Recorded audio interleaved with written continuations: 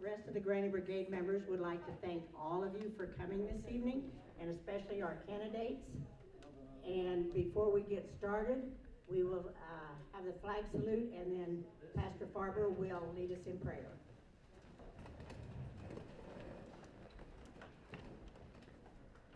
I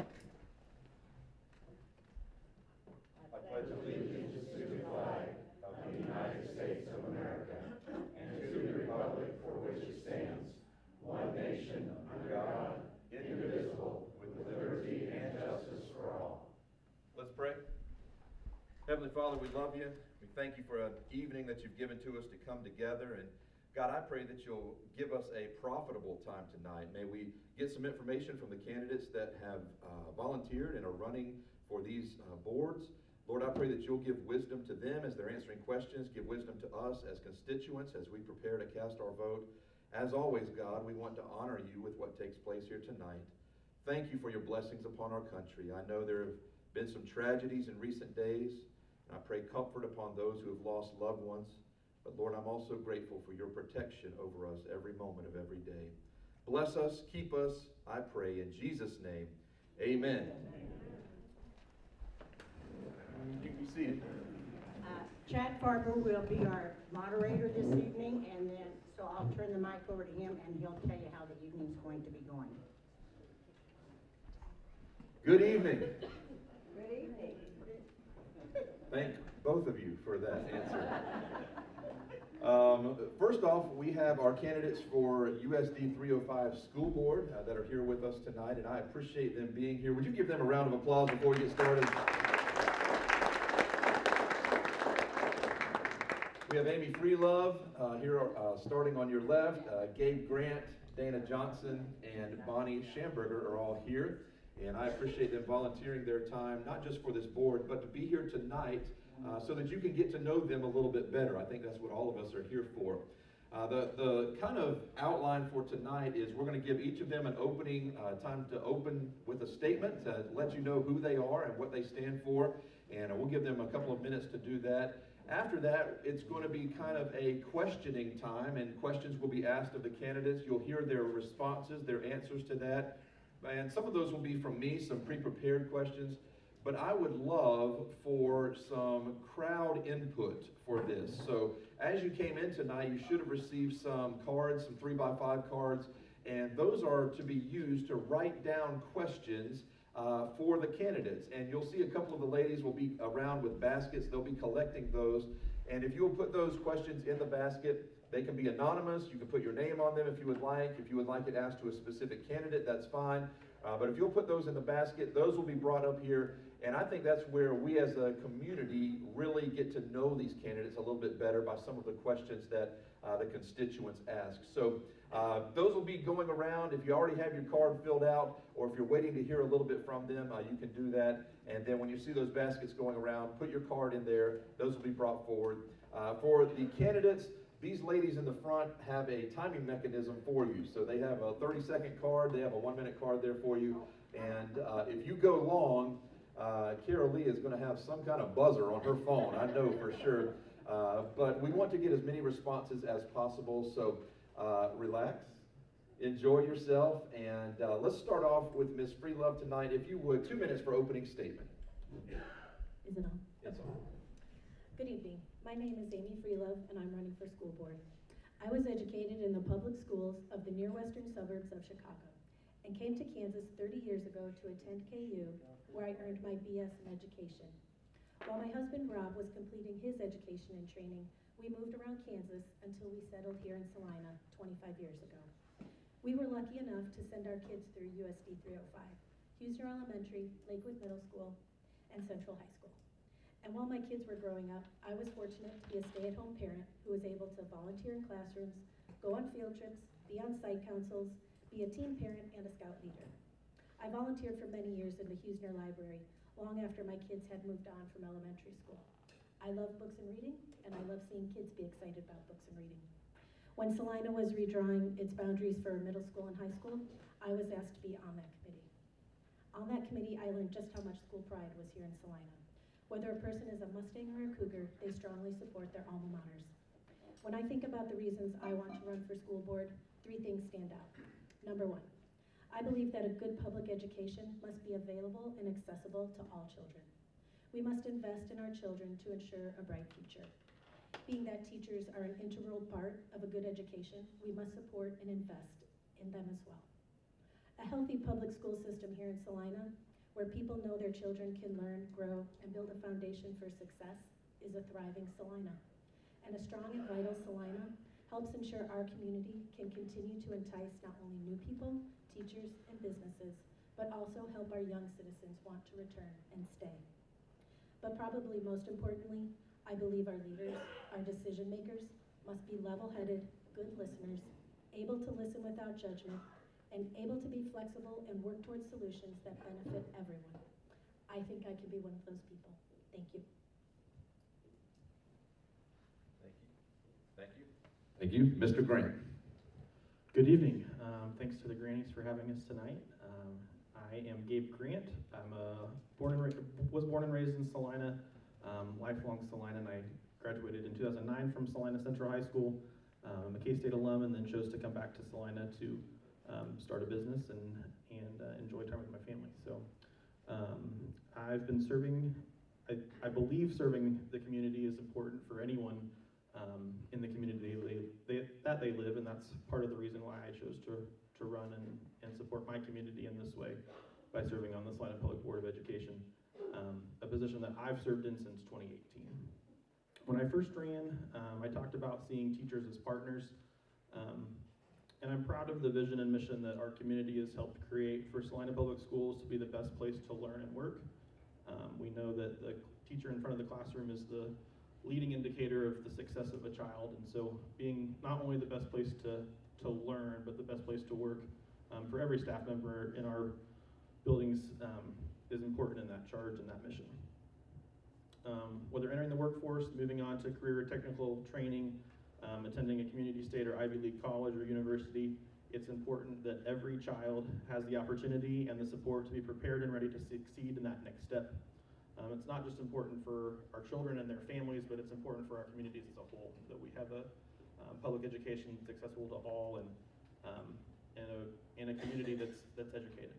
The charge our community gives to our public schools is to educate every student, and I've been honored to serve our community in helping to make our public school system the best it can be.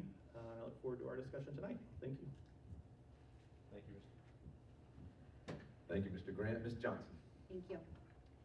As a parent of 2 young kids in USD 305 and as a substitute school nurse for Salina Public Schools, I see every day how much our families and teachers give their time, their energy, and their resources. And I'm running for school board to give that same dedication back as a parent for families, for teachers. Why are you running? Because I care. I see the need to be involved in our community and make the town we call home the great place that it is. As a substitute school nurse, I see the hundreds of teachers and staff that show up daily for our students.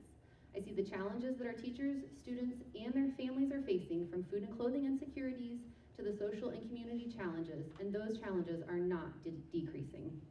I see how each part of the school is reliant on one another and the very intricate web that is woven every day, with no 2 schools in our district being the same. Although getting paid to be a substitute school nurse is nice, the majority of my time I spend at the school is as a parent. As a parent, I understand the challenges and worries many families face. Ensuring a quality education and that our students are ready for next steps, whether that be 2nd grade or post-secondary education. I see the concerns about math and reading scores and what those are doing on a local and national level. I see the concerns about increasing class size, and as Gabe pointed out, the teacher is the #1 indicator of the success of our students. And I understand the worries of both the physical safety and the mental health of our students every day. I've also had the opportunity to be the school marathon coordinator at my children's school, to build community for a free opportunity and an outdoor space and physically active every fall. What am I hoping to accomplish on school board? To increase teacher satisfaction and retention, to navigate the changing landscapes as related to funding instability, and to increase parent satisfaction through consistent, meaningful engagement and clear communication. Together, we can build schools that lift up every child, support every family, and value every teacher. I'm ready to serve as a parent for families, for teachers. Thank you, Ms. Johnson. Oh, you want the yellow one? And last, but not least, I'm sure, Ms. Schamberger. You're on. Well, I'm standing up because I practiced standing up.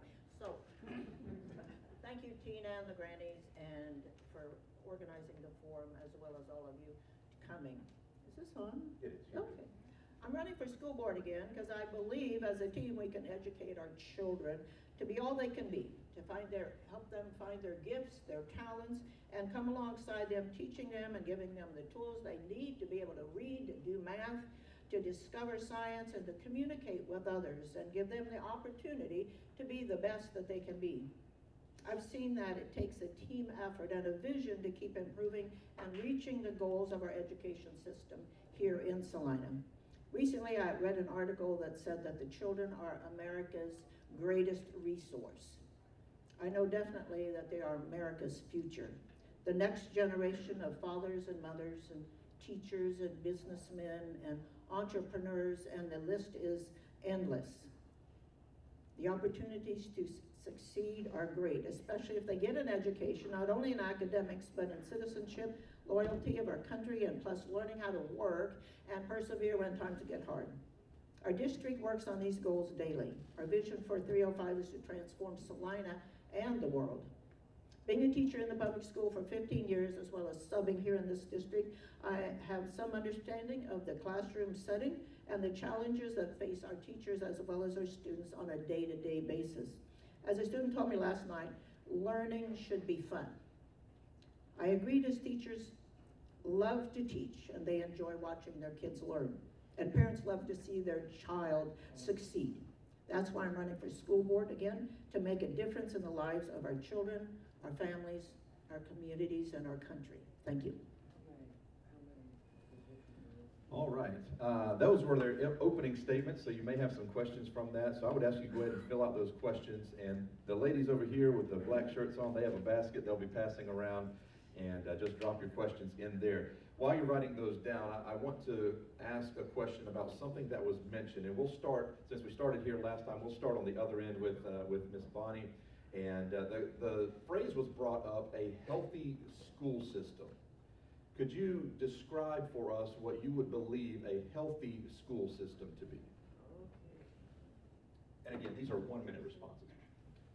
So a healthy school system to me would mean that we're working as a team, going in the same direction, working for each child to see where their weaknesses are, where their strengths are, and making so that they can be the best, have the best education, they can succeed. And that includes like counselors, peers or whatever, the teachers, the parents, that they all work together along with the community. I believe that a healthy school system is when everybody works together as a team, and we're needing community involvement. We need just to come alongside and make our education in Salina the best education place in our country. Thank you. I think a healthy school system can be measured pretty easily in some ways and very challenging in other ways. Obviously, we have things like test scores, teacher retention, enrollment numbers that we can have a hard number to go with. And there's also a component of the reputation and the general feeling about how the community values our education and our students. So I think we have two sides to have a healthy school system, both hard numbers with test scores as well as enrollment and the general aspect that the community feels about our school system. I would echo much of what's been said, just in regards to the entire team working together. That includes community, board leadership and board members, district administration and building administration, teachers, and every staff member across the district. Our goal of being the best place to learn and work is aspirational and not one that we can necessarily quantify or say that we have reached in any sort of way. But as we make decisions for our district and our teachers and our students, keeping that charge in mind of are we making decisions that lead us towards being the best place to learn and work, is helpful for us as we have discussions and helpful for our team as a whole as we frame conversations, making sure teachers have the tools that they need in their classrooms and the people are on the same page as we move together as a group. I would say that it's ever evolving, but should always have the same goal in mind, which is educating all our kids. And that does, as everyone has said, mean that everyone's working together towards that goal. Yeah. Thank you, thank you. Another part that was brought up in one of your opening statements was test scores. And that has been a concern amongst our community as well as statewide. What would you do, or what can you do as a board member to help increase our standardized test scores here in USD 305? And like we've been doing back and forth, we'll start with Ms. Freelove here. Well, I think there's a lot of components to that. Since we educate everyone, everyone has varying life circumstances, varying things that go on in their home that influence how they take tests and their results. So I don't know exactly what we can do to make that better, except keep focusing on every child. We do need to elect officials who are going to invest in education. So that way we can also bring down our class sizes so that kids can get the attention they need, being that they're of all differing kinds of abilities. So I do think electing public officials who are going to help us fund our schools so we can do all the things we need to do to support our kids.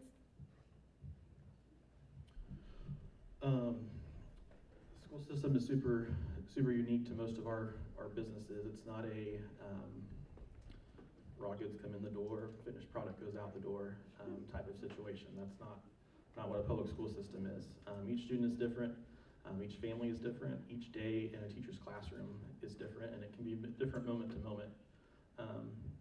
Having those tools ready for teachers that they need to be able to respond to the needs of their students and the needs of their classroom are important, and making sure that they have the flexibility to do that within the confines of their classroom is important. We keep student data in front of us as we are making decisions, seeing the results of programs that we've put in place or voted on.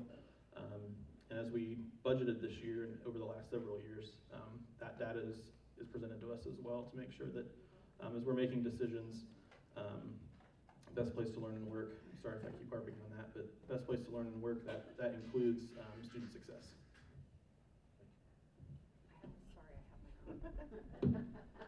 Sorry, I have my I know, we don't want theirs. Sorry. Standardized test scores. I think this is probably about 4 things that we can think on to focus on standardized test scores.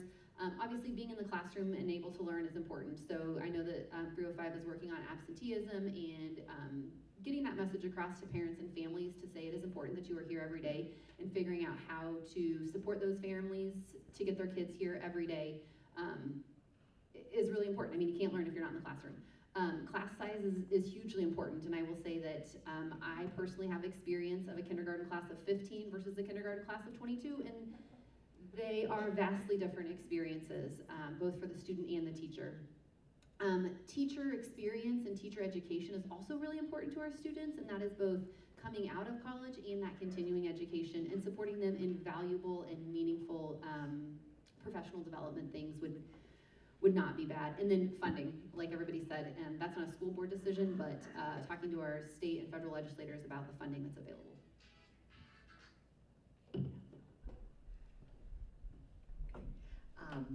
To increase the test scores, I did read, which I kind of think is really important, the number 1 indicator for academic success is parent involvement. And that it just starts from day 1 when the child is born. But some of those, that's not always possible, and that's why I'm really advocating for foster grandparents, community involvement to go and help and sit there and listen to the child read or just connect with them. And I'm working with Christy Krista Linenberger, and she says anytime you can have an adult read with our students or spend time with them is a win-win for everyone involved. So we know there's problems, but we can make make a difference here as a community as well. With the reading, they got a new different reading curriculum a couple years ago, and they're using phonics. They also brought in some programs with letters and visible learning where the kids are becoming active and helping others learn as well as that. So it's, as far as the test scores, it is hard for some, like I just did all they said. It's hard for them, some to take, tests and others not.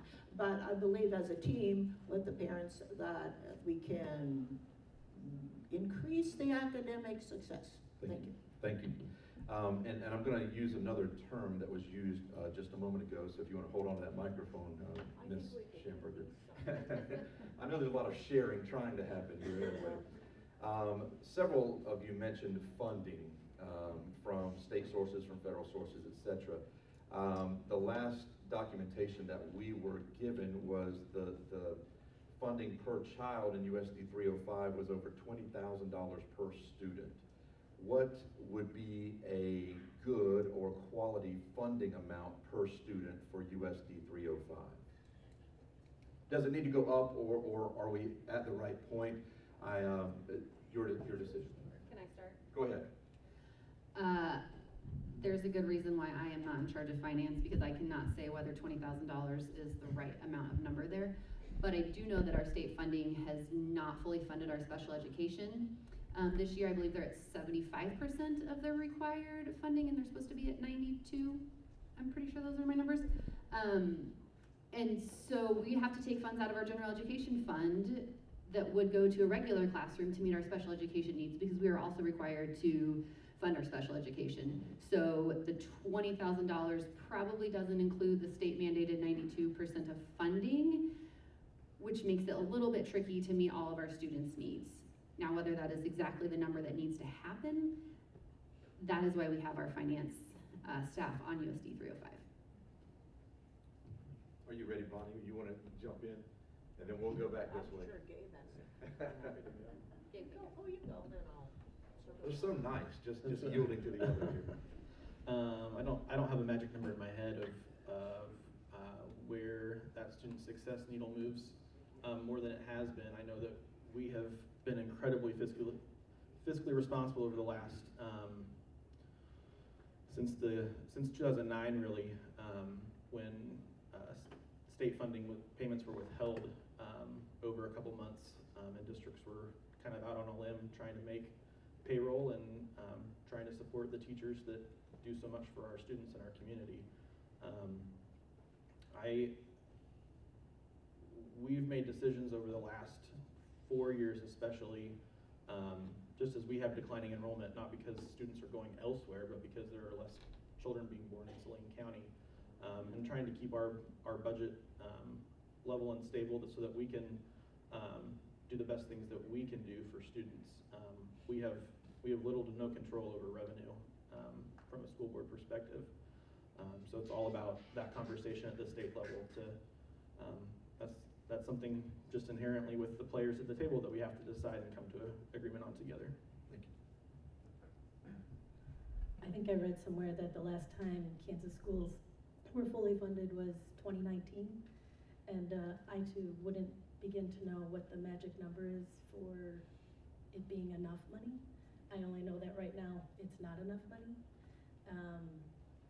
And just as Dana said, we have to dip into our general funds to fund things that are mandated, like special education.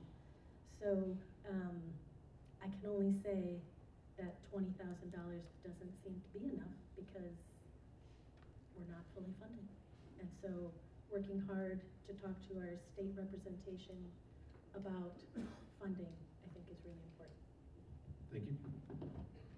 Okay, I think it's like $5,600 from the state per student, I think, and then the rest of it comes from weightings, which is, we won't get into, it's a lot, from different aspects of, like, well, we won't get into that because I can't think of it right now. But I do know that our budget is very well managed, and our financial, Lisa Peters, bends back. She has everything organized, and the financial stability of our district is very solid. And that's an idea of all of this, especially the special ed, because that is draining our finances, because it's not funded properly, and it is mandated, like Amy said. So that is something that we can talk to our legislators, or just find some answers for this, because it's been going on for quite a while. So that's all I have. Thank you. We have several questions from the crowd, and so we're going to get into those tonight. And if you're still filling out those questionnaires, please do so. The ladies are ready. Just raise it in the air. They'll come and pick that up for you. In fact, you may hear something in a moment that will spur a question, and we'd love for you to ask as well. Let's start off with this one. This question simply says, and we'll start on this end, Ms. Freeland, with you. This question simply says, how are you pushing the mental health initiative in our schools, both for staff and for students? Or in your case, how would you in the future? Well, mental health is very important, and most people are underserved mental health-wise. I guess it goes back to just generally, as humans, we need to be kind, we need to be respectful, we need to treat others as we wish to be treated. And I think that is the very beginnings of what we can do, because you never know what it takes to make someone feel important and seen and heard. And so I think the very beginning of that is with us as people. And so I think that's where we should start, because that's, number one, it's free, but also it should just be an integral to who we are as people. That's what I think. There's a graphic and a flyer that gets passed around from time to time that's the ever-growing burden of our public school system, starting through the early 20th century to today. Every ill or challenge of society that doesn't get addressed elsewhere gets laid at the feet of public education, and our public educators are told, this is your problem now. So I would, while public schools have a role to play in mental health, we make services available to students through partnerships with Central Kansas Mental Health Center, and having those counselors and social workers available in every building now. That's a budget decision that we've made over the last 4 years.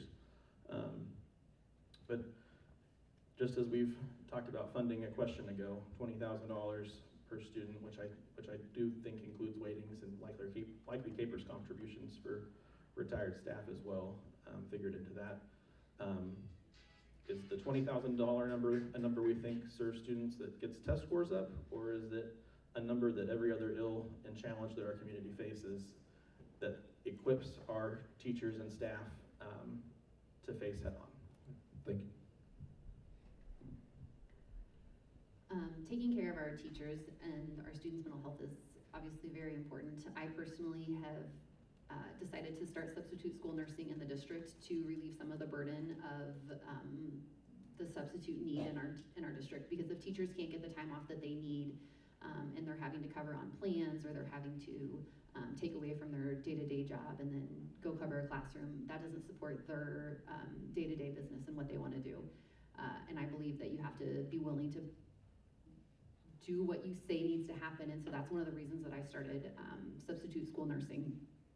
I do think that our school has taken a great strides in teaching some mental health roles, and my daughter came home the other day and she goes, okay, I can do this, I can be resilient. And I was like, that's not a math or a reading score, but yes, let's go with this one. And so while our schools are doing everything they can, we have to not place everything on the schools, and that also starts at home and what's happening for each student. Thank you. Okay, I think when, as we have put in a program, is the cell phones, because there's data in other countries, they have taken the cell phones out of schools. It does bother the mental health of everyone. Actually, I think So we got a program now that the cell phones are not allowed in the classroom, but they can take them out in the halls and during lunch, and they're seeing some effects on that. Paras, getting enough paras for the teachers, because that's a stress for teachers not having the paras there and with the money, or we couldn't find them. But we also had hired a Kelly Education, so that's a separate organization that gets the substitutes, finds the paras, and that's taken a burden off our secretaries and a lot of other people, plus helping the teachers out, having someone there to assist with some kids that need some help. Also, I think I found out these three: affection, direction, and correction. Affection kind of helps all of that with their, emotional, if somebody cares about you, you know, it will help your mental health. Thank you. Thank you, and I apologize, but I am going to start cutting you off right at that time limit, just so we can get more answers from all of the candidates. And I want to build upon that last answer you just had, so you can hold on to that microphone there. This question simply says, would you vote to remove cell phones from bell to bell in Salina schools? I think I would. I don't think parents would have a problem with that. In the middle schools, they have to put them away when they get there, and they get them out at the end of school. High school's a little different than that. So I would think that we could, other schools have taken them out, even the high school, and just at the beginning, and get them out at the end of the day. And they've had experience a great peace. You know, the kids are starting to talk to each other during lunch, you know, and so I think that is good. So, thank you. Thank you. I think that having, we've already implemented some cell phone bans. I know it's a bell-to-bell ban at the elementary school and the middle school, and it's a little bit different at the high school. I don't think that that is solely a school board decision that is going to be effective. I think asking our teachers to enforce that on a day-to-day basis, when we're already asking them to invest in our kids, raise their test scores, invest in their mental health, build those relationships, that's going to have to be a big community-driven thing. That's going to have to be a parent and a family and a community-driven thing to support that kind of decision. But I definitely think that could be beneficial to our students. Thank you. Just like my answer on the question before, someone needs to tell the public education system if we're supposed to be fixing cell phone and social media problems across the country. It's not something that's been told to us, and I don't think that's our role.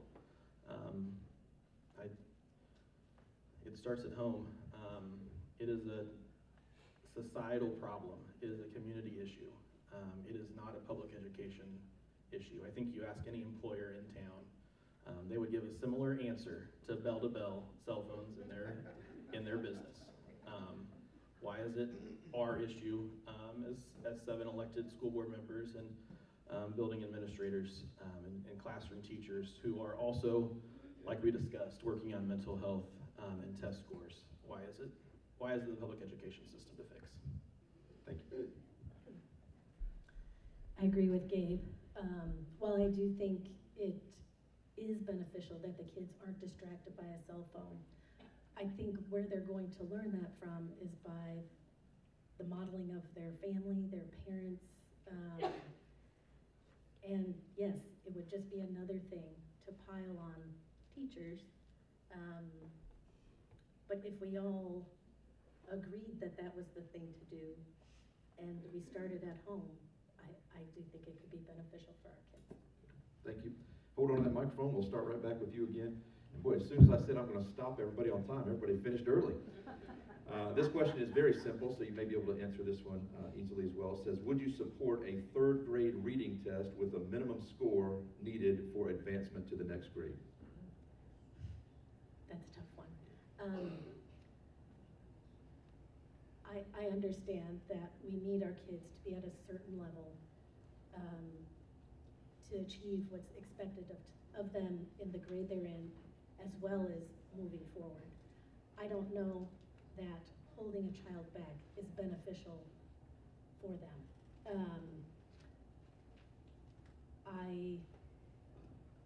I think that we can set standards and do our best to help our children succeed and reach those standards.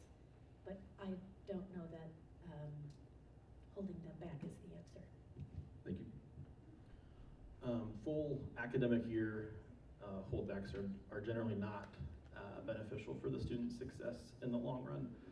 And some just number in the air mandate of when that happens, I think would not be helpful to our school system as a whole. Like I said earlier, we're not raw materials in one door, finished product out the other door. Every student, every day, and every classroom is different. Every family situation is different. Every student life situation is different. And a conversation between parents and teachers in making those sorts of decisions, I think, is where it needs to happen and where it should be happening. Thank you.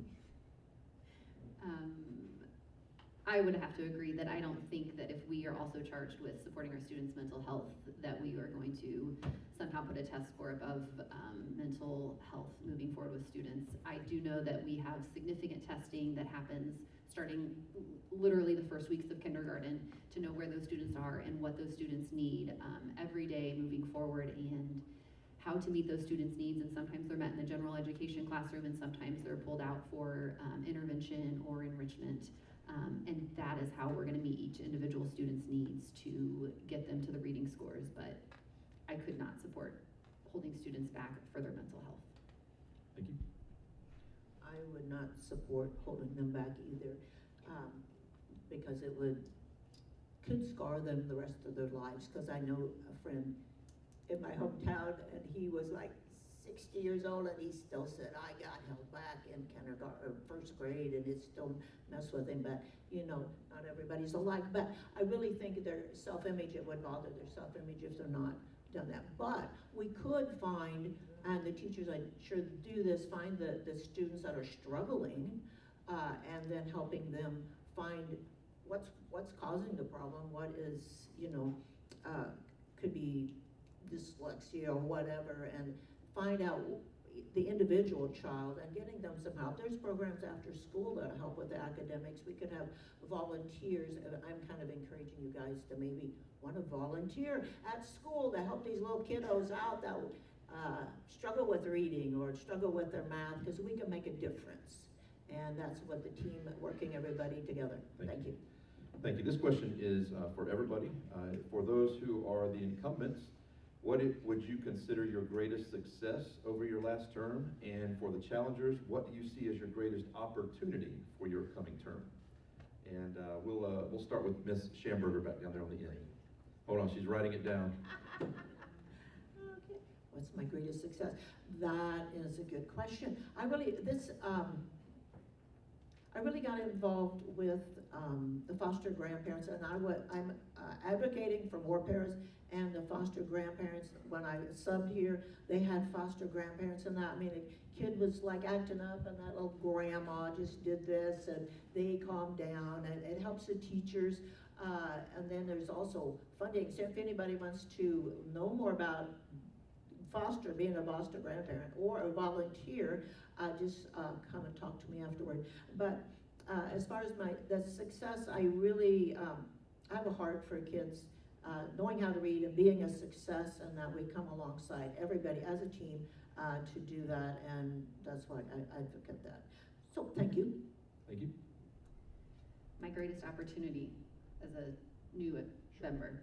I think my greatest opportunity would be the perspective of a current parent. A school board is required to be made up of a lot of different opportunities and a lot of different members of our community, and our schools serve a wide variety of people, but currently a parent is not one of the people that is on our school board. So I think my opportunity is to bring the perspective of a parent while being held to the standard of being impartial to a specific school or specific need, and really being able to serve all of the parents that we have in our district. Thank you.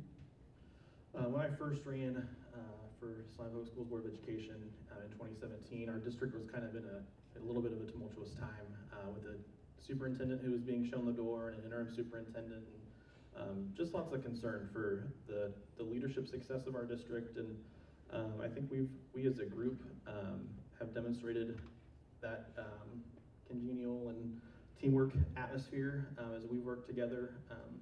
I've worked with Bonnie for the last 3.5 years, and the last 7.5 years with the other board members I've worked with. A lot has happened in 7.5 years, and we have for sure not got every decision right, but I think as we kind of go back to that charge that our community helped lead us to being the best place to learn and work, I use that in every decision that I make, and it's not always sitting at the board table, but in discussions and questions that we ask of staff throughout the week and the months leading up to it. It may look like we all agree as we're sitting at the table, but there's lots of moments in time of discussion to get us to that point, so that we can be all on the same page and demonstrate that teamwork and synergy to the group as a whole. Thank you. I think my biggest opportunity would be just working with everybody, and there's so much to learn. All the intricacies, all the different levels of our public school system. Just even being up here in front of you, it makes me realize how much there would be for me to learn, and I take that as an opportunity. This is hard for me, but one-on-one, I would very much look forward to talking to people. But I think my biggest opportunity would be everything I would have to learn. Thank you. This question says, what is your reaction to the federal effort to whitewash American history even in our local schools? We'll start. Yes, I'll be glad to. What is your reaction to the federal effort to whitewash American history in our local schools? We have outstanding professionals in our classroom who are go to college for this. They learn this and live this topic every day. Our curriculum and state standards are set for us. We don't choose the levels of attainment or the things that we want our students to learn. Those things are set for us by the state, and so as we navigate those, we lean heavily on the professionals who review every textbook that comes before us for review for that selection, and it's based on so many different things. I think we need to be teaching a whole picture, and understanding and learning only comes from learning things from an aspect or a view that you don't already hold yourself. And so when those opportunities for learning exist, it's from someone who sees something different than you, or from someone who knows something different than you.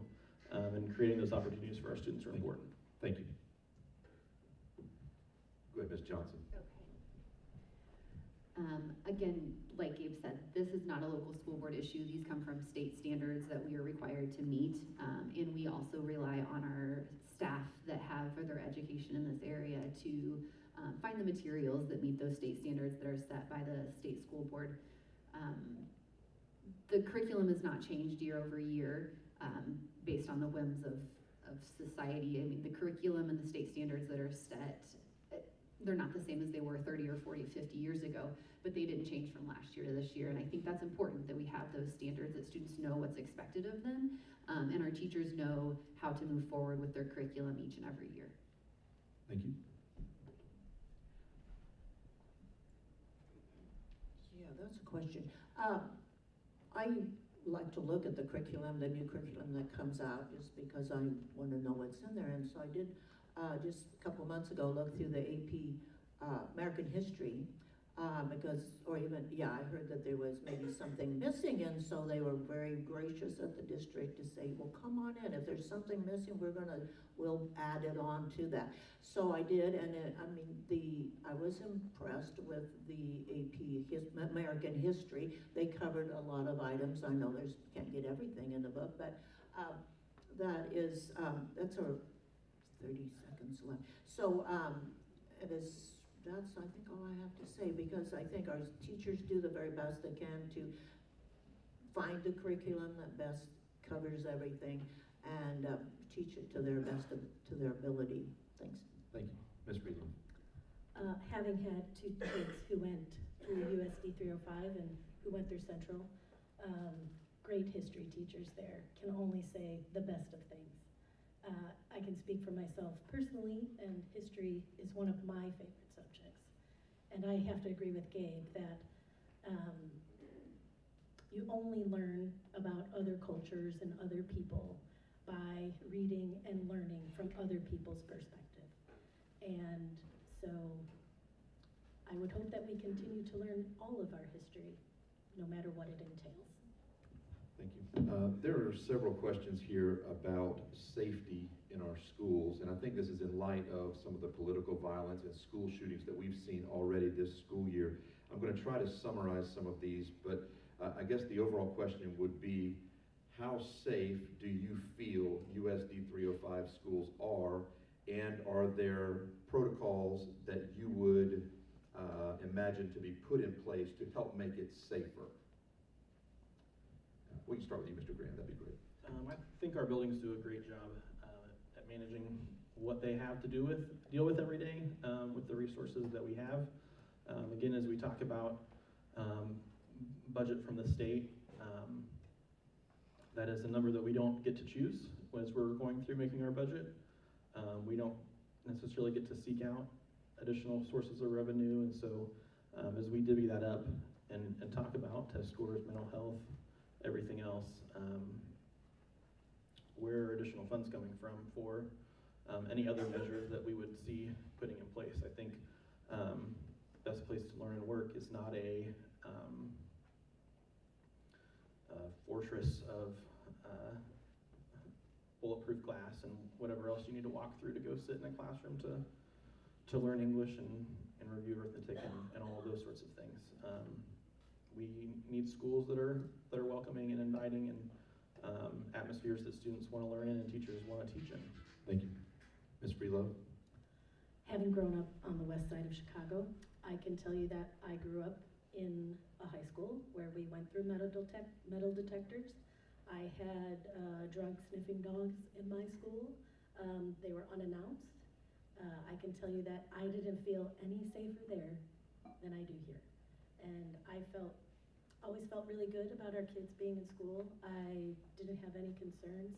I always felt a lot of transparency from administration telling us things that were going on. So I agree with Gabe. Having those things in place doesn't mean anything is safer, and I can tell you that from personal experience. Ms. Johnson? I do think our schools have done an excellent job of keeping our school buildings safe. I think the door locking and the passcodes to get in and all of those things are very important. As a parent that's there on a regular basis, I still have to go through a number of doors to get in. And that definitely makes our schools safer. I do think that it's still a really scary time to be a student. I think it's a really scary time to be a parent.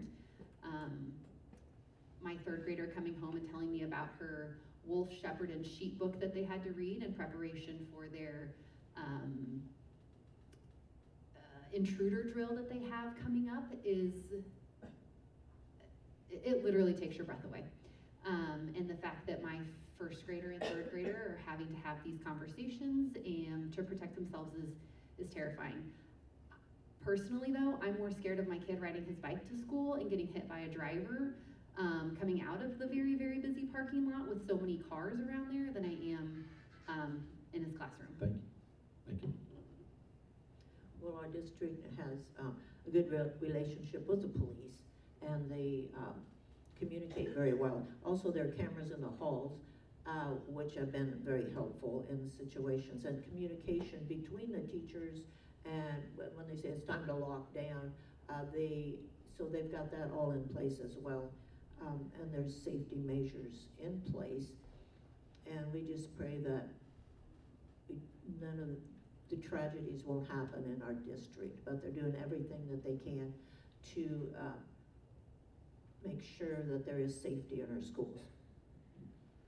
Thank you. This question is something that was mentioned earlier about teacher retention.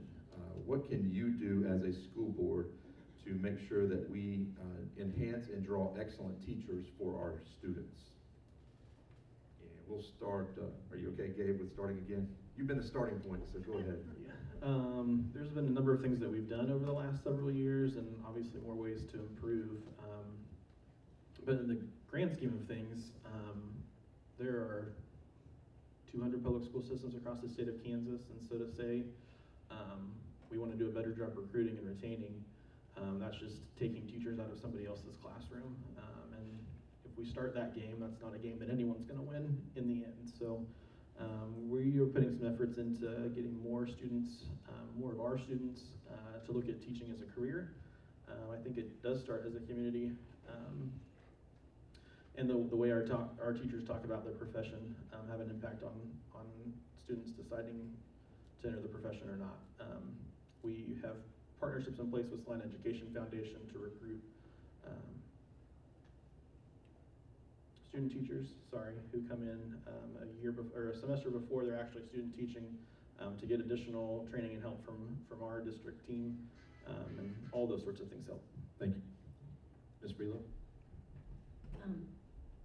I guess I know that this isn't just a Kansas problem, it's a nationwide problem. And like Gabe said, if you're recruiting from elsewhere, you're just taking someone else's teachers.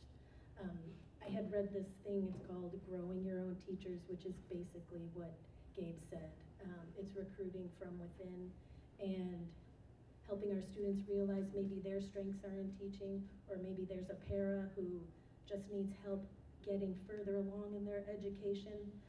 So I do think the answer is within our community, and just finding people who want to be educators and helping them get there. Thank you. Ms. Johnson? I have personally had the opportunity to help bring 3 new teachers into the Salina public school system.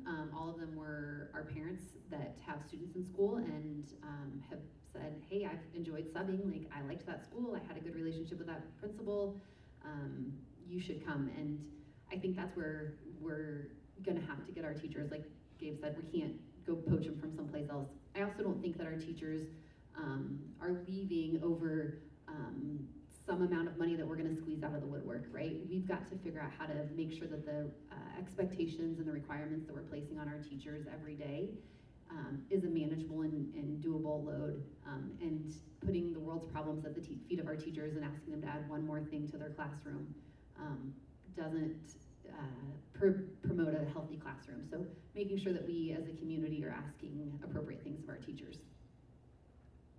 Thank you. Ms. Schindler?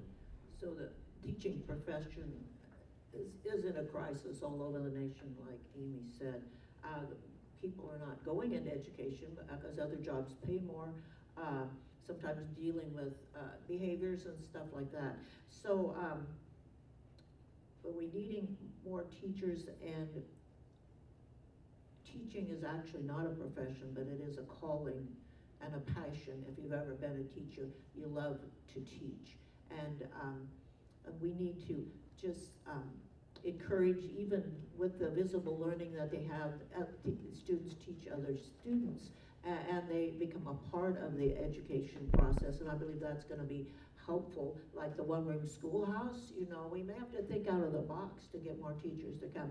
But they have programs here, like they were talking about. The Instituted Rising Educators brought, this summer they brought, I don't know how many people in from other areas, and they stayed in the district and taught summer school. Thank you. So yeah, thank you. Thank you. Candidates, we have reached the end of the questions. I still have several questions that were turned in that were not able to be asked. I would encourage you, if your question was not read or if you did not receive an answer to your question, please ask these candidates while you're here. Take advantage of that situation to do so. But we're going to have a 1-minute time for you to close. If there's anything that you want to reiterate from tonight, or if you'd just like to plead for a vote in November, that is fine as well. But we're going to have 1-minute closing, and we started on this end with the openings. We're going to start on that end. So Ms. Schamberger, 1-minute closing. Thank you very much.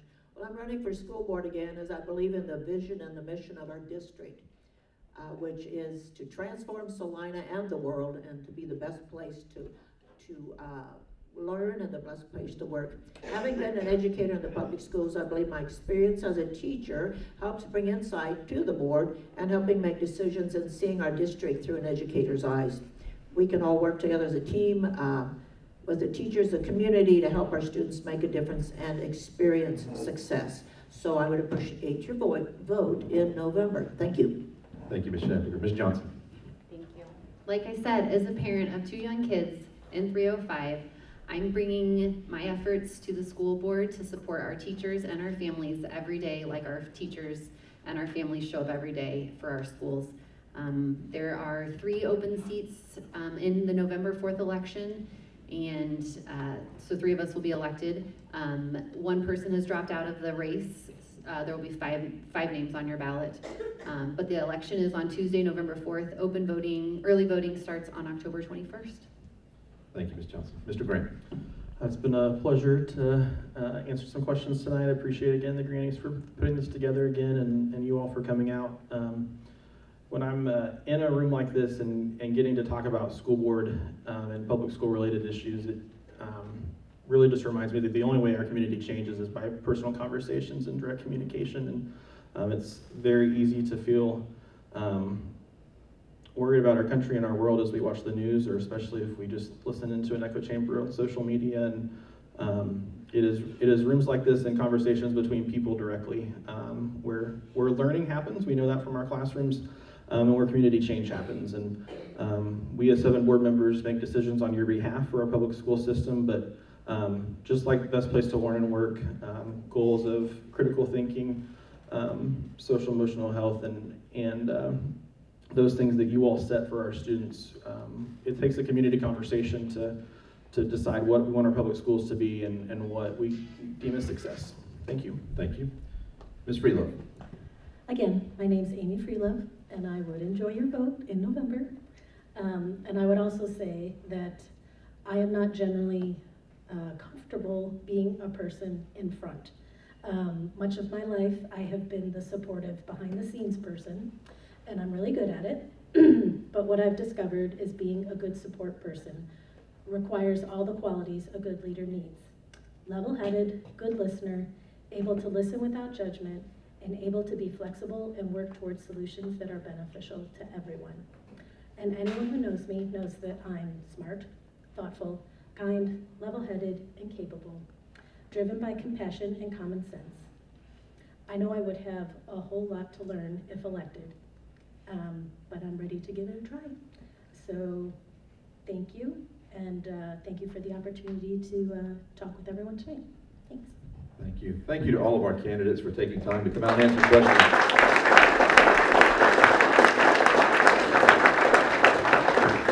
At this time, we're going to take a short break, and we're going to kick these 4 out of the way, and we'll get 9 new faces up here that you can ask questions to. For those of you who wrote questions for the City Commission, I still have those questions up here, but you can start preparing those now. Thank you again to our school board candidates and all the City Commission candidates. If you would, make your way to the front.